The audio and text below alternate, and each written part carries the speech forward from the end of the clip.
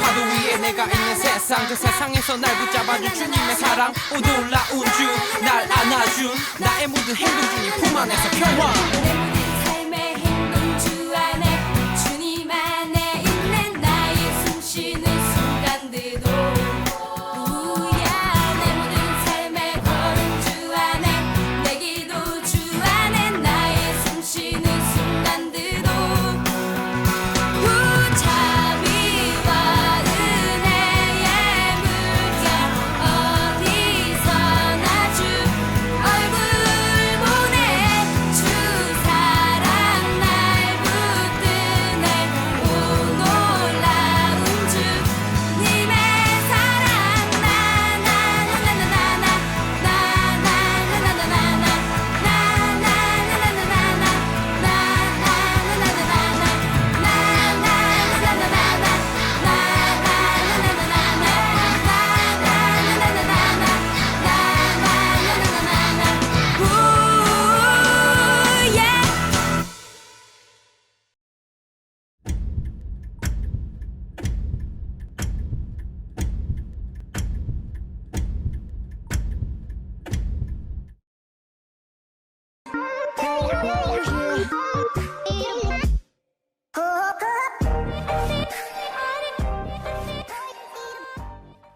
전사님이에요. 전사님이 퀴즈 하나 낼 테니까 이거 한번 맞춰보세요. 자, 초성이 이응 비읍 뭐가 있을까요? 네, 예배 맞아요. 기역 히읗 교회. 네. 자, 이 연습 게임이었고 지금부터 문제 나갑니다. 지읒. 지읒을 보면 떠오르는 단어.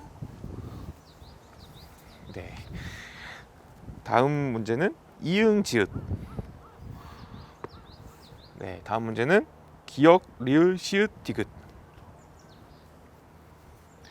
네, 마지막 문제는 미음 시읒 이응. 네, 다 한번 생각해 봤나요? 네, 정답은 순서대로 주, 인자, 그리스도, 메시아예요. 네, 여러분 생소한 단어인가요? 이 단어에는 공통점이 하나 있어요. 바로 예수님을 가리키는 단어라는 거예요. 예수님의 제자 베드로는 예수님을 가리키는 많은 단어 중에서 그리스도라는 것을 사용해서 예수님이 어떤 분인지 놀라운 고백을 하거든요. 오늘 그 베드로의 고백을 함께 들어보도록 하겠습니다. 자, 이곳은 가이사랴 빌립보예요. 지중해와 맞닿은 아름답고 풍요로운 도시 중에 하나예요. 당시에는 로마 황제의 임명을 받은 헤롯 왕이 유대를 다스리고 있었어요. 헤롯 왕은 이 도시의 도로와 시설을 멋지게 정비해서 로마 황제인 가이사에게 바쳤어요. 그리고 그곳의 이름을 로마 황제를 뜻하는 가이사랴라고 불렀어요. 이 도시는 다른 지역의 가이사랴들과 구별하기 위해 헤롯 왕의 이름인 빌립을 붙여 가이사랴 빌립보라고 불리게 되었답니다. 어느 날 예수님은 제자들과 함께 가이사랴 빌립보에 있는 여러 마을로 가셨어요. 길을 가던 중 예수님은 제자들에게 이렇게 물으셨어요. 사람들이 나를 누구라고 생각하느냐? 그러자 제자들이 대답했어요. 예수님, 어떤 사람들은 예수님을 세례 요한이라고 생각합니다. 예수님을 엘리야라고 생각하는 사람들도 있어요. 선지자 중 한 사람이라고 생각하는 사람도 있습니다. 이 말을 들으신 예수님은 제자들에게 다시 물으셨어요. 그러면 너희는 나를 누구라고 생각하느냐? 그러자 베드로가 나서서 이렇게 말했어요. 주는 그리스도이십니다. 여러분, 이 짧은 한마디에 예수님이 어떤 분인가에 대한 완벽한 고백이 담겨 있어요.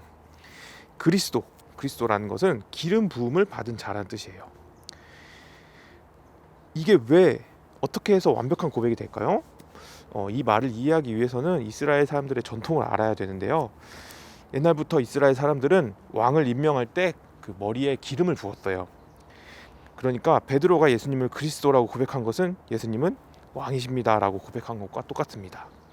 많은 사람이 로마 황제 가이사를 자신의 왕으로 섬기는 이곳 가이사랴 빌립보에서 예수님을 진정한 왕으로 고백한 것은 정말 놀라운 고백입니다. 이런 놀라운 고백을 한 베드로는 예수님에게 칭찬받기를 조금 기대했을지도 몰라요. 하지만 예수님의 반응은 의외였어요. 이 이야기를 다른 사람들에게 해서는 절대 안 된다고 신신당부하셨거든요. 아직 그것은 이 예수님과 제자들 사이의 비밀이었기 때문이에요. 예수님은 제자들에게 아주 중요한 말씀을 해주셨어요. 이전에는 들려주신 적 없는 이야기입니다. 내가 고난을 받고 장로들과 대제사장 그리고 율법학자들에게 큰 미움을 받을 것이란다. 그리고 그들의 손에 죽었다가 3일 후에 다시 살아날 것이다. 예수님은 이런 고통을 당하실 뿐만 아니라 심지어 돌아가시겠다는 말씀을 이 제자들에게 하셨어요. 이 말을 들은 베드로는 깜짝 놀랐습니다. 그래서 예수님을 붙잡고는 펄쩍펄쩍 뛰면서 안 됩니다, 예수님. 그런 일이 있어서는 절대로 안 됩니다. 예수님은 왕으로 오신 분인데 절대 그런 고난을 받을 수 없습니다. 그러자 예수님은 제자들을 향해 돌아서시고 베드로를 꾸짖으셨어요. 사탄아, 내 뒤로 물러가라. 너는 하나님의 일을 생각하지 않고 사람의 일만 생각하는구나 라고 하셨어요. 참 이상하죠?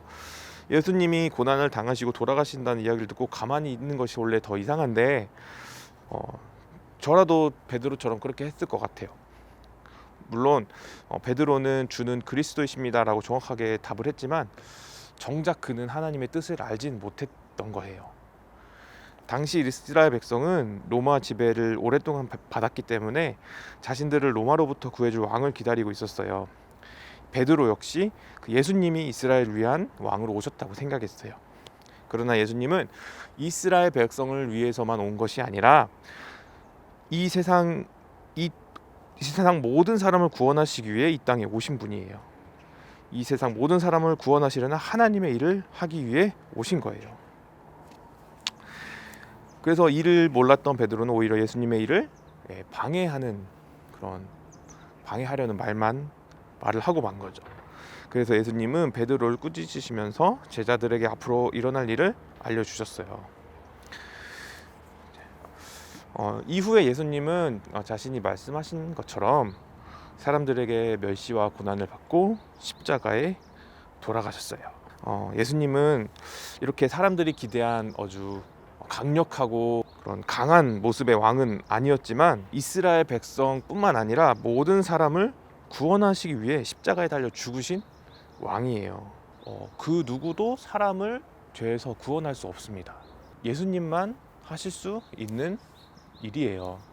모든 사람을 죄로부터 구원하실 분은 이전에도 없었고 예수님 이후로도 없답니다. 친구들, 오늘은 사순절 5번째 주일이에요. 모든 사람을 죄에서 구원하시기 위해 하나님께서 예수님을 이 땅에 보내주셨다는 놀라운 계획을 알게 되었어요. 또 이 땅에 오셔서 하나님 나라와 그분의 뜻을 전하신 예수님 이야기를 계속 듣고 있었어요. 특별히 오늘 말씀을 들으며 예수님은 그리스도시라는 것을 우리가 알게 되었어요.